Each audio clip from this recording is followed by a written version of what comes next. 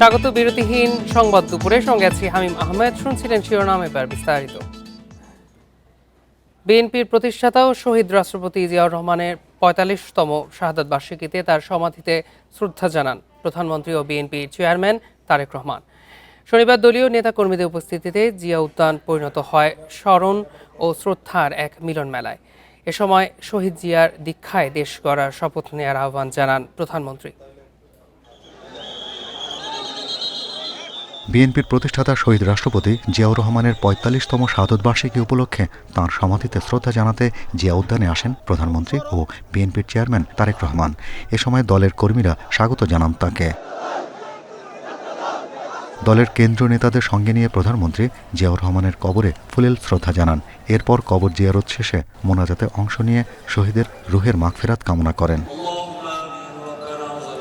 এ সময় উপস্থিত ছিলেন বিএনপির মহাসচিব সহ মন্ত্রিপরিষদের সদস্য, সংসদ সদস্য, দলের জ্যেষ্ঠ নেতারা। শ্রদ্ধা নিবেদনের আনুষ্ঠানিকতা শেষে দলের মহাসচিব ও স্থানীয় সরকার মন্ত্রী মির্জা ফখরুল ইসলাম আলমগীর ও স্বরাষ্ট্রমন্ত্রী জানান, পতিত আওয়ামী লীগ সরকার এ দিনটিও তাদের স্বাভাবিকভাবে পালন করতে দেয়নি। শহীদ জিয়ার দেখানো পথে দেশের স্বাধীনতা ও সার্বভৌমত্ব রক্ষায় বিএনপি অতন্ত্র প্রহরীর ভূমিকা পালন করে আসছে। একদিকে রাজনৈতিক সংস্কার, বহুদলীয় গণতন্ত্রের আবার পুনঃপ্রবর্তন, একদলীয় শাসন ব্যবস্থা থেকে বক্সাল থেকে ফিরিয়ে নিয়ে আসা, অন্যদিকে অর্থনীতি একটা মুক্ত বাজার অর্থনীতি চালু করা ছিল আমাদের এই বাংলাদেশের পরিবর্তনের প্রথম ধাপ বলে আমি মনে করি।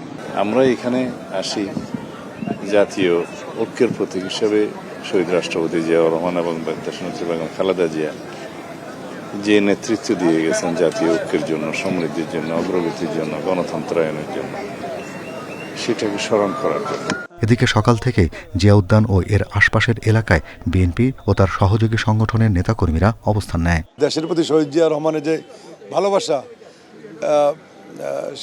সেইভাবেই আমরা সকলে সেটাকে বুকে ধারণ করে আগামী দিনে একটি সুন্দর বাংলাদেশ তারেক রহমানের নেতৃত্বে এদেশের মানুষকে আমরা উপহার দেব। নারীর উন্নয়নের জন্য আজকে আমরা যে নারীরা যে বাংলাদেশে যতটুকু শিক্ষিত বলেন, বিভিন্ন জায়গায় চাকরির ক্ষেত্রে, ব্যবসা ক্ষেত্রে সব কিন্তু ওই সূচনা লগ্ন কিন্তু শহীদ রাষ্ট্রপতি জিয়া রহমানের হাত ধরে ঘটেছিল। প্রধানমন্ত্রীর শ্রদ্ধা নিবেদন শেষে সাধারণের জন্য সমাধিস্থল উন্মুক্ত করে দেয়া হয়। এরপর ঢাকা মহানগরের উত্তর দক্ষিণ বিএনপি, যুবদল, স্বেচ্ছাসেবক দল, ছাত্রদল, কৃষক দল, শ্রমিক দল সহ বিভিন্ন ইউনিটের নেতাকর্মীরা শ্রদ্ধা নিবেদন করেন। Shahriar Anirban, independent News, Dhaka.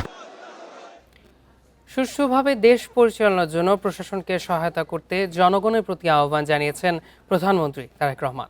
রাজধানীতে আলাদা দুটি স্থানে শহীদ রাষ্ট্রপতি ও বিএনপির প্রতিষ্ঠাতা জিয়াউর রহমানের ৪৫তম শাহাদাত বার্ষিক উপলক্ষে দুস্থদের মাঝে খাদ্য সামগ্রী ও বস্ত্র বিতরণ অনুষ্ঠানে কথা বলেন তিনি। প্রধানমন্ত্রী তার বাবার রাজনৈতিক অঙ্গীকারের কথা উল্লেখ করে বলেন, শহীদ জিয়ার রাজনীতি ছিল মানুষের পাশে দাঁড়ানো। তার দীক্ষায় দীক্ষিত হয়ে দেশ গড়ার শপথ নিতে হবে সবাইকে। শহীদ জিয়া বলতেন, কথা কম কাজ বেশি। সেজন্যই আসুন আমরা আজকে যে সকল মানুষের পাশে দাঁড়াতে চেয়েছি, আমরা যাতে সুন্দর সুশৃঙ্খলভাবে সেই সকল দুস্থ মানুষের পাশে দাঁড়াতে পারি এবং একই সাথে তাদেরকে সহযোগিতা করতে পারি।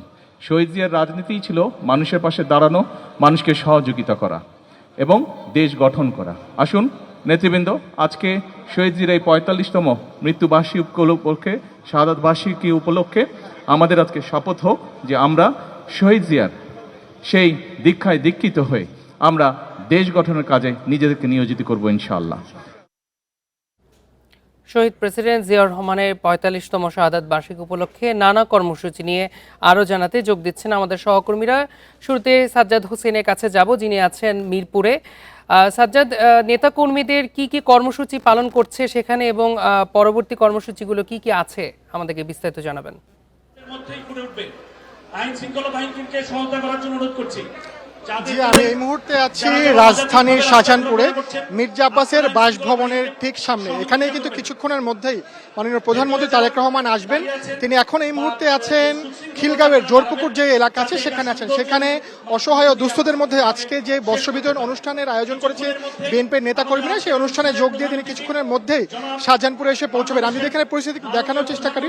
সকাল থেকে কিন্তু এখানে বিএনপির বিভিন্ন নেতাকর্মীরা কিন্তু এখানে এসেছেন, তারা অপেক্ষা অপেক্ষা করছেন কখন তাদের প্রিয় নেতা মাননীয় প্রধানমন্ত্রী তারেক রহমান এখানে এসে উপস্থিত হবেন এবং এখানে অসহায় ও দুস্থদের মধ্যে বস্ত্র এবং খাদ্য বিতরণ করবেন। আজকে সকাল থেকেই মাননীয় প্রধানমন্ত্রী জিয়া উদ্যানে শহীদ প্রেসিডেন্ট জিয়াউর রহমান এবং তার মা কবর জিয়ারত শেষে উত্তরের যে 8টি জায়গায় আজকে দিনব্যাপী আয়োজন করা হয়েছিল বস্ত্র বিতরণ এবং খাদ্য বিতরণ, সেই অনুষ্ঠানগুলোতে তিনি কিন্তু যোগ দিচ্ছেন ধারাবাহিকভাবে। সকালে জিয়া উদ্যান এবং এরপরে বেশ কয়েকটি জায়গায় সরকারি বাংলা কলেজ, ইসিবি চত্বর, মিরপুর, পল্লবী সহ উত্তরে যে 8টি জায়গা ছিল সেই 8টি জায়গা শেষ করে তিনি কিন্তু কুড়িল বিশ্ব রোড হয়ে খিলগাঁও এসেছেন এবং খিলগাঁওয়ের যে অনুষ্ঠানটি সেটির মাধ্যমে মূলত দক্ষিণের যে কর্মসূচিগুলো আজকে আছে সেই কর্মসূচিগুলোতে তিনি কিন্তু যোগ দিচ্ছেন এবং এটি হচ্ছে দক্ষিণের দ্বিতীয় কর্মসূচি। মির্জা আব্বাসের বাসভবনে যে কর্মসূচিটির আয়োজন করা হয়েছে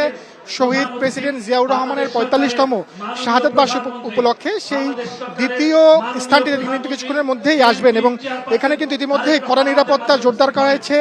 আর্মি, র্যাব, পুলিশ, এসএসএফ সহ অন্যান্য আইন শৃঙ্খলা বাহিনীর সদস্যরা কিন্তু এখানে মোতায়েন আছে এবং এরপরে এখান থেকে কিন্তু তিনি যাবেন মিরপুরের নয়াপল্টনে বিএনপির যে কার্যালয় আছে সেখানে তিনি যোগদান করবেন এবং সেখানে যোগ দিয়ে নেতাকর্মীদের উদ্দেশ্যে সংক্ষিপ্ত বক্তৃতা দিবেন এবং যে সেখানে যে অসহায় দুস্থ আছেন তাদের মধ্যে বস্ত্র এবং খাদ্য বিতরণ করবেন এবং এটি আরো বেশ কয়েকটি জায়গায় তিনি যাবেন। মোট 16টি জায়গায় আজকে তিনি শহীদ প্রেসিডেন্ট জিয়াউর রহমানের মৃত্যু বার্ষিকী উপলক্ষে বস্ত্র বিতরণ করবেন।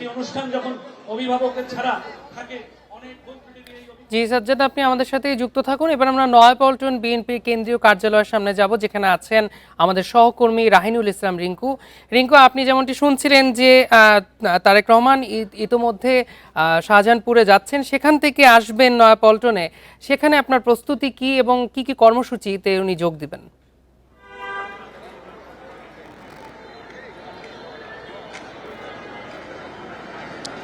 জি, আপনাকে ধন্যবাদ। আমরা এখানে দুপুর থেকে অবস্থান করছি। আমরা কিন্তু দেখেছি যে বিশেষ করে 12টার পর থেকেই আজকের যে কর্মসূচি, আজকে প্রয়াত রাষ্ট্রপতি জিয়াউর রহমানের 45তম শাহাদাত বার্ষিকী, এই কর্মসূচিকে ঘিরে বলা যায় যে এর আগেও যদি একটু বলে রাখি আপনাকে, 25 মে থেকে 1 জুন পর্যন্ত 8 দিনের যে কর্মসূচি সেটি কিন্তু শুরু হয়ে গেছে ইতিমধ্যে। এই কর্মসূচির অংশ হিসেবে আজকেও কিন্তু ভোর 6টায় বিএনপির প্রধান কার্যালয় সহ দেশের যে অন্যান্য কার্যালয়গুলো রয়েছে সকল কার্যালয়ে কিন্তু দলীয় পতাকা অর্ধনমিতকরণ, এর পাশাপাশি কালো পতাকা উত্তোলন, এই কর্মসূচি দিয়ে মূলত আজকের কর্মসূচি শুরু হয়েছে। এখনকার পরিস্থিতিটা আপনাকে একটু দেখাতে চাই। এখানে কিন্তু 12টার পর থেকেই বলা যায় যে দলীয় নেতাকর্মীরা এসে পৌঁছাচ্ছেন। এখানে কিন্তু তারা বিভিন্ন ব্যানার, ফেস্টুন, প্ল্যাকার্ড নিয়ে তারা কিন্তু এখানে আসছেন এবং স্লোগানও দিচ্ছেন।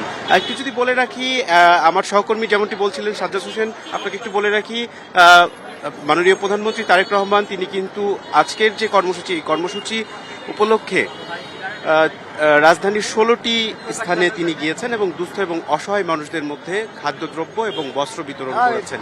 এর পাশাপাশি যদি একটু বলে রাখি, এখন কিন্তু মাননীয় প্রধানমন্ত্রী তারেক রহমান ঢাকা দক্ষিণ সিটি কর্পোরেশনের যে 8টি জায়গায় দুস্থ এবং অসহায় মানুষের মধ্যে খাদ্যদ্রব্য এবং বস্ত্র বিতরণ কর্মসূচি সেগুলোতে অংশ নিচ্ছেন। এরপরেই কিন্তু তিনি এখানে আসবেন এবং এখানে কিন্তু 3টা থেকে 3:30 নাগাদ আসার কথা।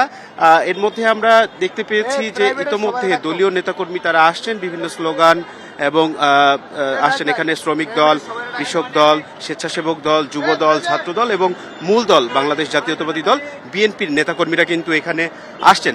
ফলে বলা যায় যে এখানে কিন্তু এক ধরনের নেতাকর্মীরা আসছেন এবং তারা কিন্তু বেশ উৎসবমুখর পরিবেশ নিয়ে এখানে আসছেন এবং এই আজকে প্রধানমন্ত্রী এখানে আসার পরে কিন্তু দোয়া মাহফিল এবং এই যে খাদ্যদ্রব্য বিতরণ কর্মসূচি সেটি কিন্তু নেওয়া হয়েছে। এর পাশাপাশি যদি একটু বলে রাখি, প্রধানমন্ত্রী কিন্তু বারবার বলছেন যে প্রয়াত রাষ্ট্রপতি জিয়াউর রহমানের যে আদর্শ ছিল সেই আদর্শই কিন্তু বর্তমানে যে মূল দল বিএনপি, সেই বিএনপি কিন্তু সেই আদর্শ ধারণ করেই এগিয়ে যাচ্ছে। এর পাশাপাশি তার যে দেখানো পথ, সেই দেখানো পথেই কিন্তু বিএনপি এগিয়ে যাচ্ছে এবং তাদের যে কর্মসূচি সেগুলো কিন্তু সেভাবে হাতে নেওয়া হয়েছে। এই মুহূর্তে যদি বলি, এখানে কিন্তু ছাত্র দলের নেতাকর্মীরাও এখানে এসেছেন। তারা বিভিন্নভাবে যে দলীয় শৃঙ্খলা এবং দলীয় নেতাকর্মী আছে তাদের মধ্যে শৃঙ্খলা বজায় রাখার অনুরোধ করছেন এবং এখানে কিন্তু ঢাকার দক্ষিণ এবং উত্তরের সকল ইউনিটের নেতাকর্মীরা এখানে উপস্থিত হবে। স্বাভাবিকভাবে বলা যায় যে এইখানে এখন পর্যন্ত অসংখ্য নেতাকর্মী এসেছেন, আরও নেতাকর্মী আমরা কিন্তু জেনেছি যে ইতোমধ্যে রাস্তায় আছেন, তারা এসে পৌঁছাবেন।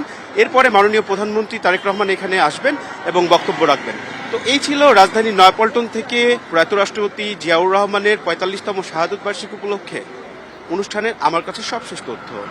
শহীদ প্রেসিডেন্ট জিয়াউর রহমানের ৪৫তম শাহাদত বার্ষিকী উপলক্ষে নানা কর্মসূচির তথ্য জানাচ্ছিলেন শাহজাহানপুর ও নয়াপল্টন থেকে আমাদের সহকর্মীরা। বহুদলীয় গণতন্ত্র প্রবর্তন, সংবাদপত্রের স্বাধীনতা নিশ্চিত করা ও জাতীয়তাবাদী রাজনীতির নতুন ধারা সৃষ্টির গৌরবোজ্জ্বল ইতিহাসের নায়ক শহীদ প্রেসিডেন্ট জিয়াউর রহমান। মুক্তিযুদ্ধের রণাঙ্গন থেকে রাষ্ট্র পরিচালনার প্রতিটি পর্যায়ে রেখেছেন স্বতন্ত্র রাজনৈতিক ও প্রশাসনিক ব্যক্তিত্বের ছাপ। অল্প সময় রাষ্ট্র পরিচালনার সুযোগ পেলেও তার শাসনামলকে দেশ গঠনের ভিত হিসেবে মূল্যায়ন করেন বিশ্লেষকেরা। ১৯৩৬ সালের ১৯ জানুয়ারি বগুড়ার গাবতলীতে জন্ম নেয়া জিয়াউর রহমান পাকিস্তান মিলিটারি একাডেমি থেকে কমিশন লাভ করে যোগ দেন সেনাবাহিনীতে। ১৯৭১ সালে মুক্তিযুদ্ধ শুরু হলে বিদ্রোহ করে ঝাঁপিয়ে পড়েন সশস্ত্র সংগ্রামে। সম্মুখ সমরে অংশ নিয়ে এপ্রিল থেকে জুন পর্যন্ত ১ নম্বর সেক্টরের কমান্ডারের দায়িত্ব পালন করেন। এরপর তিনি ১১ নম্বর সেক্টর কমান্ডারের দায়িত্ব পালন করেন। ৭ জুলাই তার নামের আদ্যক্ষর অনুসারে দেশের প্রথম নিয়মিত ব্রিগেড জেড ফোর্স গঠিত হলে তিনি এর ব্রিগেড কমান্ডার হিসেবে দায়িত্ব পালন করেন। মুক্তির সংগ্রামের উত্তাল সময়ে চট্টগ্রামের কালুরঘাট বেতার কেন্দ্র থেকে স্বাধীনতার ঘোষণা দিয়ে আলোচনায় আসেন তৎকালীন মেজর জিয়া। মুক্তিযুদ্ধে বীরত্বপূর্ণ অবদানের জন্য পান বীরোত্তম খেতাব। বিএনপির এই যে ব্যাপক জনপ্রিয়তা, তার প্রধান কারণ জিয়াউর রহমানের সততা, দেশপ্রেম এবং চমৎকারভাবে রাষ্ট্র পরিচালনা করার যে ফুটস্টেপ তিনি রেখে গিয়েছেন, সেটি সবসময় সকলকে সম্মান দিয়েই তিনি তার রাজনৈতিক জীবন কাটিয়ে গিয়েছেন। সুতরাং বিএনপির এখন প্রধান উচিত হলো যে জিয়াউর রহমানের সততা, দেশপ্রেম অনুসরণ করা। মুক্তিযুদ্ধের পর সেনাবাহিনীতে ফিরে গেলেও ৭৫-এর রাজনৈতিক পট পরিবর্তনের পর ধীরে ধীরে রাষ্ট্র ক্ষমতার কেন্দ্রবিন্দুতে উঠে আসেন তিনি। পরবর্তীতে সিপাহী জনতার বিপ্লবের মধ্য দিয়ে প্রথমে প্রধান আইন প্রশাসক ও পরে রাষ্ট্রপতি হন জিয়াউর রহমান। আমরা চাই আমাদের জনগণকে ঐক্যবদ্ধ করে বাংলাদেশের স্বাধীনতা ও সার্বভৌমত্বের চেতনাকে জনগণের মনে সুদৃঢ় ভিত্তিতে প্রতিষ্ঠিত করতে। এরপর ১৯৭৮ সালের ১ সেপ্টেম্বর প্রতিষ্ঠা করেন বাংলাদেশ জাতীয়তাবাদী দল বিএনপি। দেশে বহুদলীয় রাজনীতি পুনঃপ্রবর্তন, গ্রাম সরকার ব্যবস্থা প্রতিষ্ঠা, খাল খনন, কৃষি উৎপাদন বৃদ্ধি ও স্বনির্ভর অর্থনীতি গড়ে তোলার উপর গুরুত্ব দেন তিনি। তার সময়ে মধ্যপ্রাচ্য সহ বিভিন্ন দেশে বাংলাদেশের শ্রমবাজার সম্প্রসারণ নতুন অর্থনৈতিক সম্ভাবনা তৈরি করে। এদেশের এক কীর্তিমান সন্তান, এক বীর মুক্তিযোদ্ধা, যিনি দেশের গভীর সংকটময় মুহূর্তে দেশের স্বাধীনতা ঘোষণা করেছিলেন। রণাঙ্গনের বীর মুক্তিযোদ্ধা তিনি জানান দিলেন বাংলাদেশ একটি স্বাধীন সার্বভৌম দেশ, বাংলাদেশ নিজের পায়ে দাঁড়াতে পারে। পররাষ্ট্রনীতিতে বাংলাদেশি জাতীয়তাবাদের ধারণাকে সামনে এনে মুসলিম বিশ্ব ও আঞ্চলিক কূটনীতিতে সক্রিয় ভূমিকা রাখেন জিয়াউর রহমান। ১৯৮১ সালে ৩০ মে চট্টগ্রাম সার্কিট হাউজে এক ব্যর্থ সামরিক অভ্যুত্থানে নিহত হন রাষ্ট্রপতি জিয়াউর রহমান। মৃত্যুর ৪ দশকের বেশি সময় পরও দেশের রাজনীতি ও রাষ্ট্রচিন্তায় তিনি এক অনন্য পথিকৃৎ। Sajjad Hossain, Independent News, Dhaka.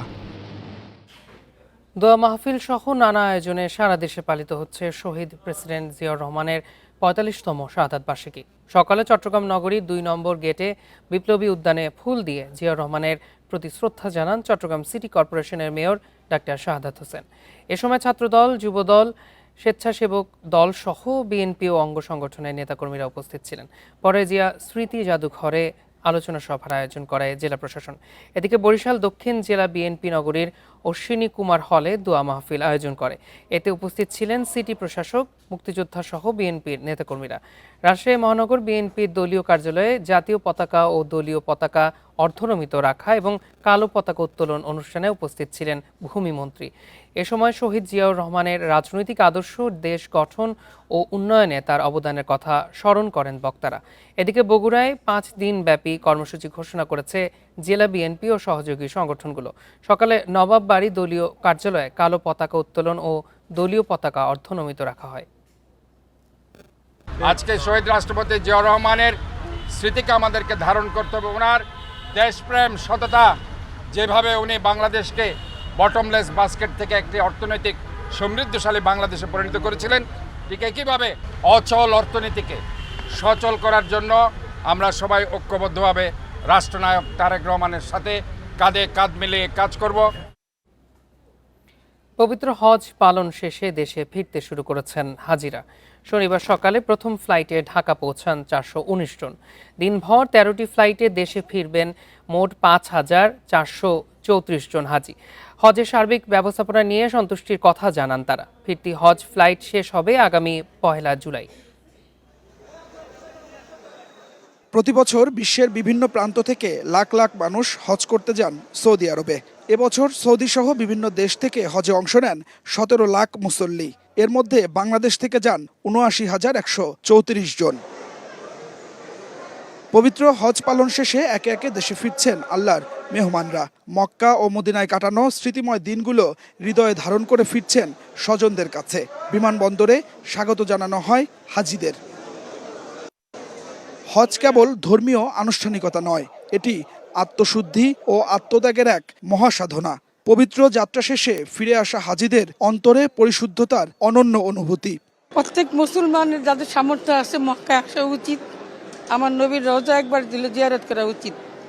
এটা কখনো কোনো মুসলমান ব্যাখ্যা করতে পারবে না কেমন লাগে। আল্লাহ তাআলার ঘর জিয়ারত করে এবং হজ করে আসলে সে সদ্য ভূমিষ্ঠ মাসুম সন্তান হয়ে দুনিয়াতে যেভাবে আসে এইভাবে হজ করে মানে গুণামুক্ত বাসায় চলে আসে। মুসলমানকে আল্লাহর ঘর না দেখায়, আল্লাহকে ওর কবরে ডাক না দেয়, এটা আমি সব শুনতে পাচ্ছি। আল্লাহ তুমি সকল মুসলমান একবার হলে তুমি দেখাইয়া নিও আল্লাহর ঘর তোমার। দেশে ফিরে সৌদি আরবে হজের ব্যবস্থাপনা নিয়ে সন্তুষ্টির কথা জানান হাজিরা। আলহামদুলিল্লাহ, খুবই সুন্দর। আমরা যে হোটেলে ছিলাম কর্তৃপক্ষ খুবই ভালো। একবার হারাম শরীফের খুব কাছে ছিলাম, মদিনাতেও খুব মসজিদ নববীর কাছে ছিলাম। খুবই সুন্দরভাবে হজ পালন করতে পারছি। বাংলাদেশি হাজিরা জানান হজে গিয়ে দেশ ও মুসলিম উম্মার শান্তি কামনায় দোয়া করেন তারা। দেশের জন্য, নিজের জন্য, সবার জন্য দোয়া করছি। আল্লাহ পাক যিনি বারবার নেয় ওখানে, সেই সুযোগ যিনি আল্লাহ পাক দেয় আমাদের। 2বার নেওয়া আছে, আল্লাহ পাকের শুকরিয়া আদায় করে আশ্বাস করতে পারবো না।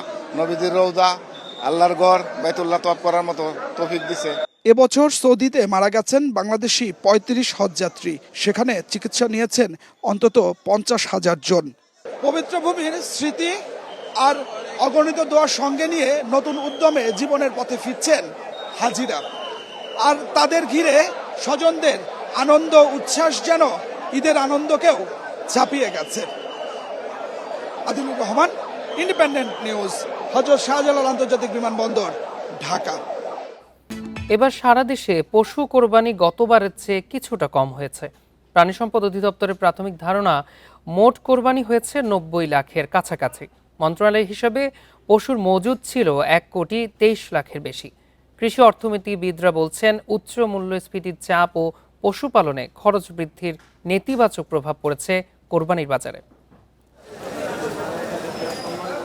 প্রাণী সম্পদ অধিদপ্তরের তথ্য মতে এবার ঈদুল আজহায় দেশে কোরবানিযোগ্য পশুর সংখ্যা ছিল 1,23,33,000 আর চাহিদা 1,01,00,000 লাখ। গত কয়েক বছরের ধারাবাহিকতায় এবারও বাড়তি ছিল পশুর সংখ্যা। প্রাণী সম্পদ অধিদপ্তর বলছে গত বছর ঈদুল আজহায় দেশে 91 লাখ পশু কোরবানি হয়, অবিকৃত ছিল 33,10,000-এর বেশি। এবার কোরবানি হয়েছে 90 লাখের মতো। গত বছর যেটা হয়েছিল যে 91 লক্ষ গবাদি পশু জবাইয়ের তথ্য আমাদের কাছে ছিল, জবাই হয়েছিল। এই বছরও এই কাছাকাছি যাবে আশা করছি, তবে পুরোপুরি তথ্য যেটা পরিসংখ্যান ভিত্তিক আমরা যে তথ্যটা পাবো সেই তথ্যটা মাননীয় মন্ত্রী, মাননীয় প্রতিমন্ত্রী এবং শ্রদ্ধেয় মহাপরিচালক মহোদয়ের উপস্থিতিতে সাংবাদিক সম্মেলনে আমরা এটা আপনাদেরকে জানাতে পারবো। বিশ্লেষকরা বলছেন সরকারি হিসাবে প্রতি বছর পশুর সংখ্যা বেশি বলা হলেও কমছে না দাম, সাথে দৈনন্দিন ব্যয় বাড়ায় কোরবানি এখন আর স্বল্প আয়ের পরিবারের নাগালে নেই। দামটা যদি বেশি হয় তাহলে আমাদের যে ক্রেতা যারা আছে বা কনজিউমার যারা আছে তারা যে বেশি কিনবে না, এটাই স্বাভাবিক। এবং মানুষের আর্থিক ক্ষমতা এখন ভালো না। এই অবস্থায় আমরা কিভাবে প্রতি ইউনিট উৎপাদন খরচ কমাতে পারি সেটা আমাদেরকে বিবেচনা করতে হবে। কোরবানি ছাড়াও সারা বছর মাংসের বাজার স্বাভাবিক রাখতে সরকারকে আলাদা পরিকল্পনার তাগিদ কৃষি অর্থনীতিবিদদের। Shahid Ahmed, Independent News, Dhaka. এবার বর্জ্য ব্যবস্থাপনা চিত্র।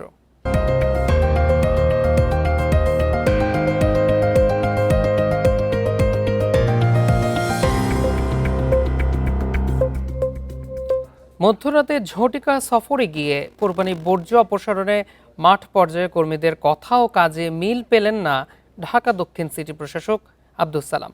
তাৎক্ষণিক কর্মীদের ডেকে অপসারণ করা হয় আবর্জনা। আজকের পর কোথাও বর্জ্য থাকলে দায়িত্বপ্রাপ্তদের বিরুদ্ধে কঠোর ব্যবস্থার হুঁশিয়ারি দক্ষিণ সিটির প্রশাসকের। ঘড়ির কাঁটায় রাত 2টা। জুরাইন এলাকায় হঠাৎ করেই বর্জ্য অপসারণ তদারকিতে উপস্থিত দক্ষিণ সিটির কর্মকর্তারা। সরজমিনে পেলেন বর্জ্য, অথচ এই এলাকার মাঠ পর্যায়ের কর্মীরা দাবি করেছিলেন সব বর্জ্য অপসারণ করা হয়েছে অনেক আগেই। মধ্যরাতে কর্মকর্তাদের সাথে দক্ষিণ সিটির নানা জায়গায় বর্জ্য অপসারণ সরজমিনে তদারকিতে ছিলেন প্রশাসক আব্দুস সালাম নিজেও। যেখানেই বর্জ্য দেখেছেন তৎক্ষণাৎ পরিচ্ছন্নতা কর্মী ডেকে পরিষ্কারের নির্দেশ দিয়েছেন। তারা যে বলে দিল এই জায়গাটা 100% পরিষ্কার হয়ে গেছে, এখন আমি না দেখা পর্যন্ত নিশ্চিত হতে পারি না যে 100% হয়েছে। তো সেই কারণে দেখলাম যে 100% যে সমস্ত কিছু জায়গা হয় নাই। তবে শনিবারের পরও কোথাও বর্জ্য জমে থাকলে দায়িত্বপ্রাপ্তদের বিরুদ্ধে কঠোর ব্যবস্থা নেওয়ার কথা জানিয়েছে ঢাকা দক্ষিণ সিটি কর্পোরেশন।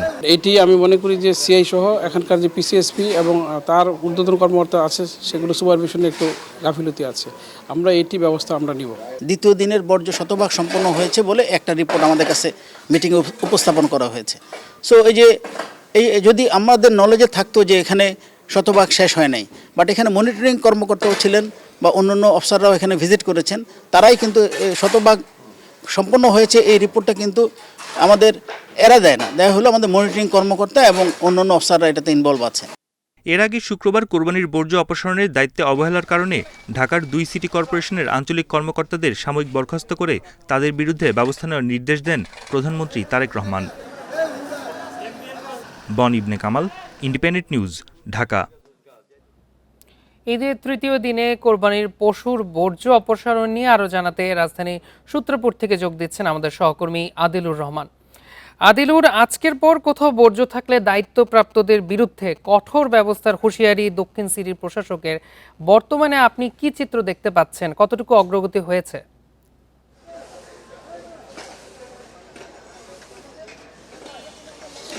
দেখুন, আজকে কোরবানির বর্জ্য আমরা বিশেষ করে যদি আমি আপনাকে বলি যে একদম সেই কাকরাইল মোড় থেকে পুরান ঢাকার বিভিন্ন এলাকা ঘুরে আমি এখন আসলে সূত্রাপুরে আছি। তো আমি এর আগে যতগুলো এলাকা ঘুরেছি সেই এলাকাগুলোতে কোরবানির বর্জ্যগুলো আমরা আসলে রাস্তার পাশে যেটি গতকালকে ছড়িয়ে ছিটিয়ে থাকতে দেখেছিলাম কিছু কিছু জায়গায়, সেটি কিন্তু আজকে আসলে নেই।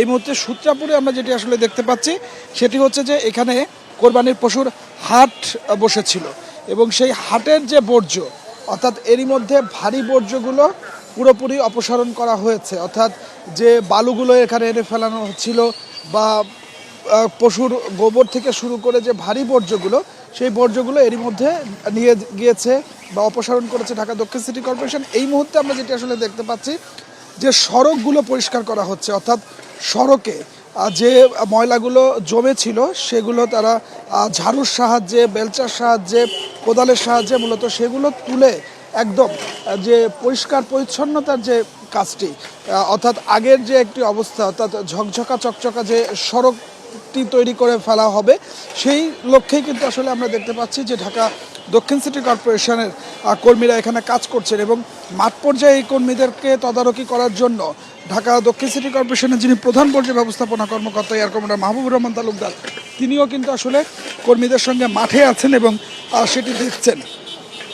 এবং দক্ষিণ সিটি কর্পোরেশনের পক্ষ থেকে বলা হচ্ছে, এবং আপনি জানেন যে আগেই বলা হয়েছে যে আজকের পরে যদি কোথাও যদি বর্জ্য থাকে, বিশেষ করে কোরবানির বর্জ্য তো বটেই, সেই বর্জ্যগুলো যদি থাকে তাহলে তা দায়ী যারা থাকবে তাদের বিরুদ্ধে কিন্তু আসলে ব্যবস্থা নেওয়া হবে।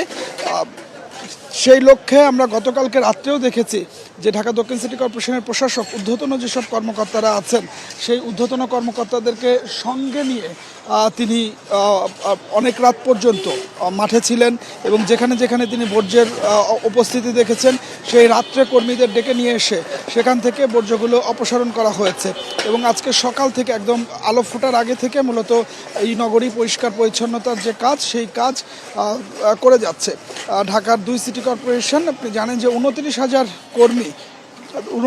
কর্মী মূলত এই যে পরিষ্কার পরিচ্ছন্নতার যে কাজটি আছে সেই কাজটি করছেন।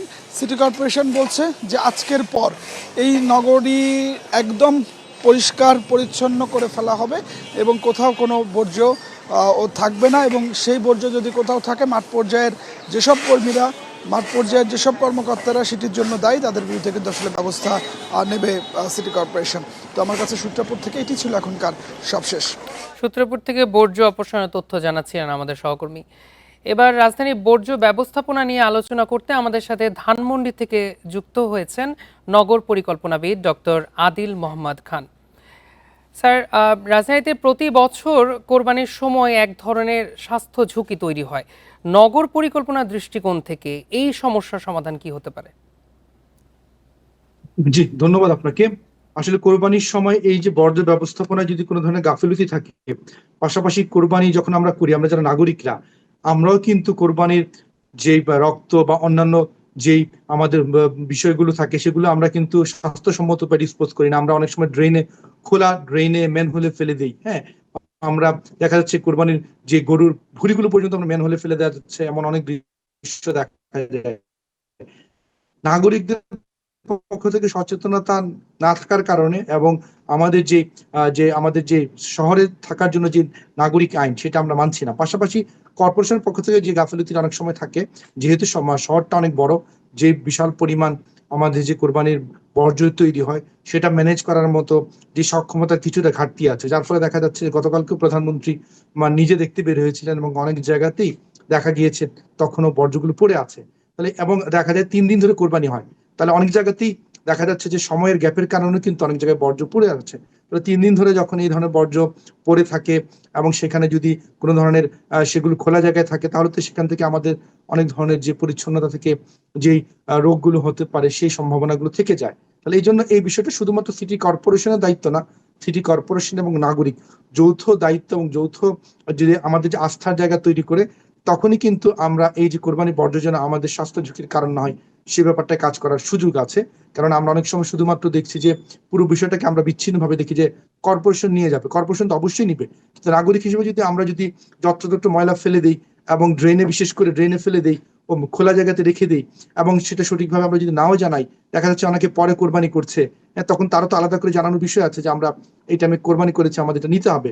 তাহলে এই বিষয়টাতে একটা ম্যানেজমেন্ট একটা প্রবলেম আছে, এটা শুধু। জি, ডক্টর আদিল মোহাম্মদ খান, আমরা আগে দেখা গেছে যে নির্দিষ্ট স্থানে কোরবানি দিতে জনগণকে উদ্বুদ্ধ করেও তেমন লাভ হয়নি। এই ক্ষেত্রে সরকারের করণীয় কি হতে পারে?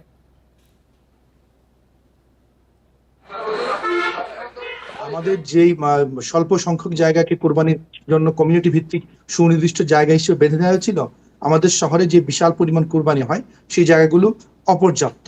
তাহলে এখন করণীয়টা ছিল যে আমরা যদি ব্যক্তি পর্যায়ে যদি কোরবানি দেই, তাহলে সেটা কিছু স্ট্যান্ডার্ড গাইডলাইন ঠিক করে দেওয়া, বিশেষ করে কোরবানির রক্তগুলো আমরা কিভাবে সেটাকে ম্যানেজমেন্ট করবো এই ব্যাপারে কোনো গাইডলাইন নাই। বিশ্বের অনেক দেশে আছে আপনি কোরবানি করতে পারবেন আপনার হাউস হোল্ডে, কিন্তু সেখানে আপনি রক্তকে ড্রেন বা কোনো পরিবেশে ফেলতে পারবেন না। সেটার জন্য উপায় আছে যে আপনি রক্তকে কন্ডেন্স করার জন্য সেখানে আপনি কাঠের গুঁড়া কিংবা আমাদের যে ধানের ভুসি সেগুলোকে কিন্তু রক্তের আশেপাশে রাখলে সেটা রক্তের সাথে কন্ডেন্স করে সেটা একটা বর্জ্য তৈরি হয়, সেটা তরল থাকে না। হ্যাঁ, তো এই যে পেস্ট আকারে যেটা থাকে সেটাকে কিন্তু পরবর্তীতে কর্পোরেশনের তারা যে ব্যবস্থাপনা দিয়ে দেওয়া সম্ভব হয়। কিন্তু আমাদের যে চরিত্র, আমরা সরাসরি কোরবানি রক্তটাকে সরাসরি ড্রেনে বা খোলা জায়গায় ফেলে দিচ্ছি, যার ফলে কিন্তু আমাদের ঝুঁকিটা অনেক বেড়ে যাচ্ছে। এখন যেহেতু আমাদের পক্ষে কমিউনিটি ভিত্তিক এই যে জায়গাগুলোকে অনেক বেশি স্কেল আপ করার সুযোগ হয়নি এবং আমাদের জনগণও একটা কালচার বা সংস্কৃতি, ইসলামিক সংস্কৃতি যে নিজের কোরবানি নিজে দিতে চান, তাহলে আমরা আমাদের যে পদ্ধতিটা দাঁড় করানো দরকার যে আমি যদি ঘরেও কোরবানি দিই তাহলে এটা যেন সর্বোত্তম পরিবেশ সম্মত এবং এটা যেন যত ধরনের বর্জ্য বা উপজাত তৈরি হবে সেটা যেন কর্পোরেশনকে আমরা ডেলিভার করার মতো আমরা একটা নির্দিষ্ট ফ্রেমে নিয়ে আসতে পারি। এটার জন্য বিশদ আমাদের নীতিমালা প্রয়োজন। এবং সেই নীতিমালাটা না থাকার কারণে এবং মানুষের সচেতনতা এবং নাগরিক দায়িত্ববোধের অভাবের কারণে আমরা মনে করি আমাদের রক্ত বা অন্যান্য যে উপজাতগুলো কোরবানির সেগুলো আমরা পরিবেশে ফেলে দিতে পারলে। জি, ধন্যবাদ ডক্টর আদিল মোহাম্মদ খান আমাদের সাথে যুক্ত হওয়ার জন্য। জমেনি দক্ষিণ পশ্চিমাঞ্চলের সবচেয়ে বড় পশুর চামড়ার হাট যশোরের রাজার হাট। ঈদের পর প্রথম হাটে লক্ষ্যমাত্রার তুলনায় বেচা কেনা অনেক কম। সরকার নির্ধারিত দাম না পাওয়ায় হতাশ প্রান্তিক ব্যবসায়ীরা। তাদের দাবি সিন্ডিকেট করে বাজার নিয়ন্ত্রণ করা হচ্ছে। ছাগল ও গরুর চামড়া বিক্রি করতে যশোরের মনিরামপুর উপজেলা থেকে রাজারহাটে আব্দুর রহমান, কিন্তু লাভ দূরের কথা খরচ তোলা নিয়ে শঙ্কায় তিনি। কারণ চামড়া কেনা, সংরক্ষণ ও পরিবহন খরচের তুলনায় দাম মিলছে সামান্যই। আমার তো ক্যারিং খরচই উঠবে না। আমি এখানে ব্যাপারীরা যে দাম করতেছে তো আমার ক্যারিং খরচ উঠবে। কিষান খরচ আছে, তাকে খাতে দিতে গাড়ি ভাড়া আছে, আটে এনে 40 টাকা ফুট পড়তেছে না। ঈদের পর প্রথম হাটে লবণযুক্ত গরুর চামড়া বিক্রি হচ্ছে 200 থেকে 800 টাকায়, আর ছাগলের চামড়া 20 থেকে 30 টাকা। এতে হতাশ দূর দূরান্ত থেকে আসা মৌসুমী ব্যবসায়ীরা। বড় চামড়া কিনে যে কোনোটা করুণা বলছে, কোনোটা কাঠমাল বলছে, বলি সব এরকম ভাবে সব 700 টাকা করে চামড়া কিনে এখন ওই 200 টাকা করে বলছে। তাদের অভিযোগ হাটে ট্যানারির প্রতিনিধি কিংবা বাইরের ব্যাপারী কম। এই সুযোগে সিন্ডিকেট করে বাজার দর নিয়ন্ত্রণ করছেন স্থানীয় ব্যবসায়ীরা। সিন্ডিকেট করতেছে ব্যাপারীরা, কইরা আমাদের এই শেষ হয়ে যেতে হচ্ছে, চামড়ার কোনো দাম নেই। এদিকে ব্যবসায়ীদের দাবি গত বছরের তুলনায় এবার হাটে কোরবানির চামড়ার সরবরাহ কম। হাটে যে পরিমাণে চামড়া ওঠার কথা সেই পরিমাণে কিন্তু চামড়া ওঠেনি, মানে আমদানি হয়নি। চামড়াটা লবণ দেয়, ওটা পাট বলে, ওটা পাটটা অনেকেই তোলেনি। আমি আশা করছি যে আগামী হাটে মালের আমদানি বাড়বে। দক্ষিণ পশ্চিমাঞ্চলের সবচেয়ে বড় এই হাটে এবার কোরবানিতে 1 লাখ চামড়া সংগ্রহের লক্ষ্যমাত্রা। Independent News. দক্ষিণাঞ্চলের সবচেয়ে বড় যশোরের রাজারহাট পাইকারি চামড়ার মোকাম থেকে চামড়ার বেচা কেনার খবর জানাতে যুক্ত হয়েছেন আমাদের সহকর্মী জিয়াউল হক। জিয়াউল হক, চামড়ার বেচা কেনার সর্বশেষ খবর আপনার কাছে কি আছে? ন্যায্য দাম কি পাচ্ছে মৌসুমী ব্যবসায়ীরা?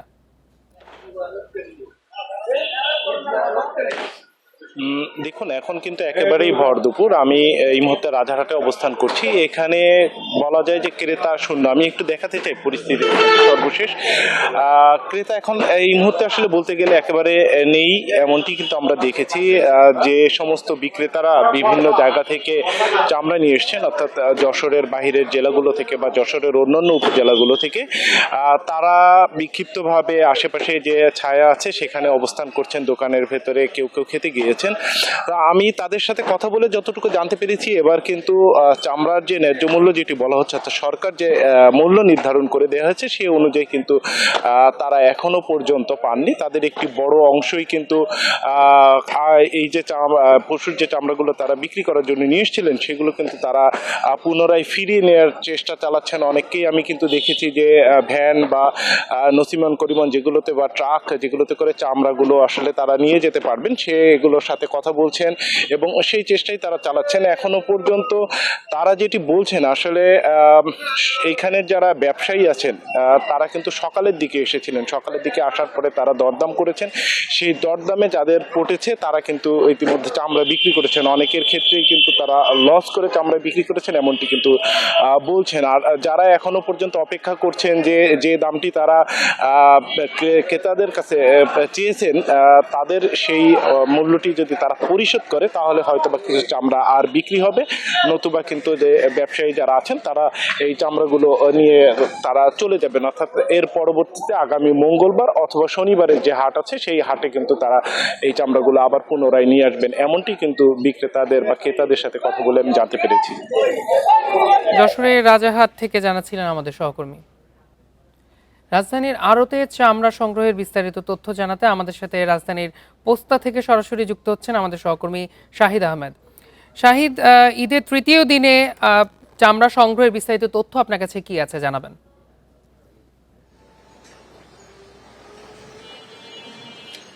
হামিম, কিছুক্ষণ আগে সহকর্মী জিয়াউল হক যশোর থেকে যেটা জানিয়েছিলেন যে আসলে চামড়ার ন্যায্য দাম না পাওয়া নিয়ে হতাশা, সেই বিষয়ে কথা বলার আগে আমি জানিয়ে রাখি এই মুহূর্তে ঢাকার সবচেয়ে বড় আড়ত, যেটা সবচেয়ে পুরাতন পোস্তার আড়তে আমি রয়েছি। আমি যদি এই মুহূর্তের চিত্রটা যদি একটু দেখাই তাহলে দর্শকের জন্য আরেকটু বুঝতে সুবিধা হবে। যেহেতু এখন মধ্য দুপুর, বেশিরভাগ আড়তে যারা শ্রমিক, যারা এই আড়ত সংশ্লিষ্ট, তারা কিন্তু মধ্যাহ্ন ভোজনের বিরতি রয়েছে।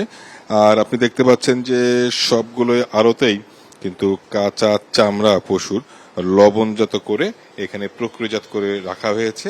আরো কয়েকদিন পরে ট্যানারি মালিকদের যারা এজেন্ট বা প্রতিনিধি, তারা এই আড়ত থেকে এই চামড়াগুলো কিনে ট্যানারিতে নিয়ে যাবেন, তারপরে আসলে রপ্তানির জন্য প্রক্রিয়াজাত শুরু হবে।